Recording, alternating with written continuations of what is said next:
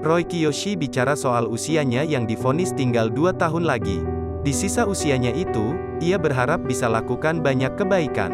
Pengakuan Roy Kiyoshi terkait kondisi kesehatannya sempat bikin geger. Bagaimana tidak, dia mengaku jika saat ini usianya hanya tersisa 2 tahun lagi. Hal itu lantaran penyakit jantung yang dideritanya sudah cukup parah. Diketahui, Roy Kiyoshi menderita sakit pembengkakan jantung.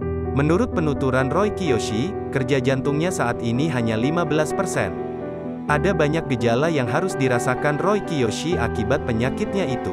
Mulai dari sesak nafas hingga kesulitan berjalan jarak jauh.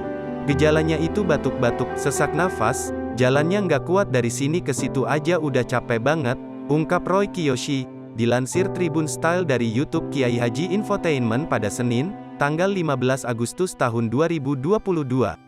Selain itu, Roy Kiyoshi juga mulai kesulitan mengatur pola tidur.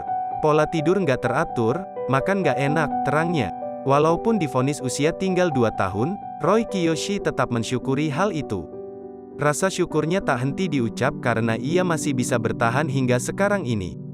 Meski semua itu tak lepas dari obat-obatan yang dikonsumsinya. Puji Tuhan walaupun divonis cuma 15%, tapi masih bisa bertahan kalau minum obat seumur hidup, beber Roy Kiyoshi. Saat ini, Roy Kiyoshi tengah berusaha untuk bisa sembuh dari penyakitnya tersebut. Namun apabila bicara soal sisa umurnya, dirinya berharap bisa melakukan banyak kebaikan mendatang.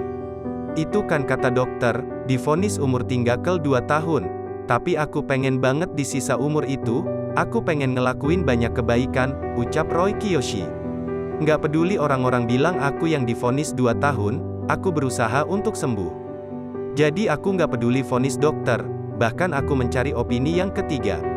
Dari 2 dokter bilang jelek tuh, aku cari dokter yang ketiga, pungkasnya.